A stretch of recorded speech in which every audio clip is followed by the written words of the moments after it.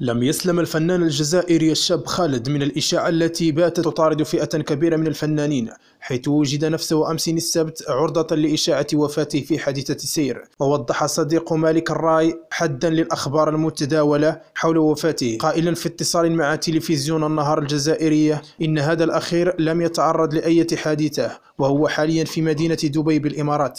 ونشرت صفحات جزائرية عبر منصات التواصل الاجتماعي خبر وفاة الفنان العالمي الجزائري الشاب خالد في حادثة سير في دبي بعد إحيائه العديد من الحفلات الفنية مع رأس السنة 2021. من جهته شارك الشاب خالد أمس السبت عدة صور له على صفحته بالإنستغرام وهو يستمتع بوقته بالمدينة الساحرة دبي قبل ساعات من انتشار شائعة وفاته. وتعرض الفنان الجزائري قبل أشهر لإشاعة وفاته بفيروس كورونا المستجد، قبل أن يوضح أن كل الأخبار التي تروج عارية من الصحة، وأنه في وضعية جيدة ولا يعاني من أي مضاعفات. نشكركم على حسن المتابعة.